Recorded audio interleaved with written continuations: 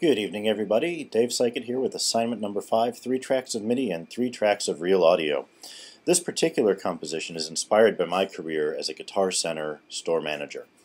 Inevitably, when people find out you're a store manager at a music store, they say two things.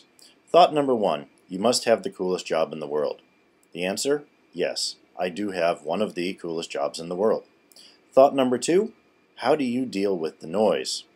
And that's where this composition comes in. I have titled this composition, My Store Manager Migraine. Compositionally, it's built on a low droning sound generated by an aquaplane virtual synthesizer and a set of heavily processed hip-hop strings, all virtual instruments found natively inside of Logic. This droning noise is punctuated by use of modular bells which appear on offset beats within measures throughout the piece.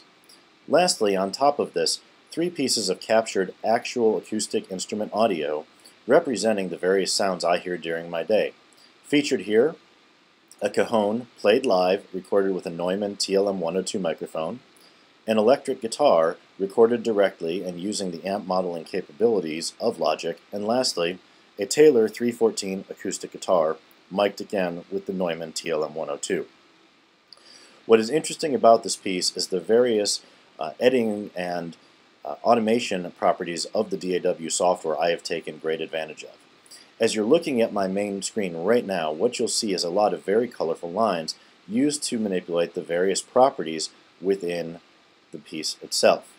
Track 1, the aquaplane synthesizer, shows how fader moves have been replaced by an automation curve drawn in using breakpoints and straight lines. This is a much more convenient way to set up the automation in your mix than actually using a control surface. I remember in the analog days having to reach and wishing I had many more fingers to handle my fader moves.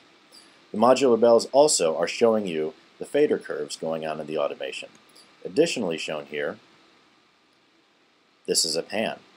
The modular bells are panned dead center. Mutes occur in all tracks at the beginning and end of the piece. Hip-hop strings, again looking at the mute, pan, and volume parameters.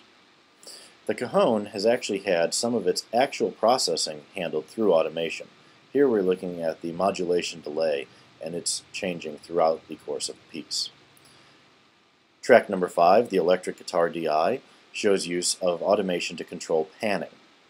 The panning and volume are absolutely intrinsic to the composition of the piece here. Pieces will seem to fade out in one spot and then appear in another inside the stereo field. The acoustic guitar features the same sort of automation using pan and volume, but always working in the opposite direction as what the electric guitar will do.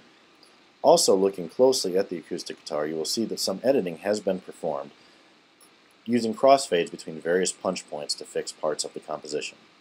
So now, without further ado, I present to you, looking at my arranging window and mix window, my composition, My Store Manager Migraine.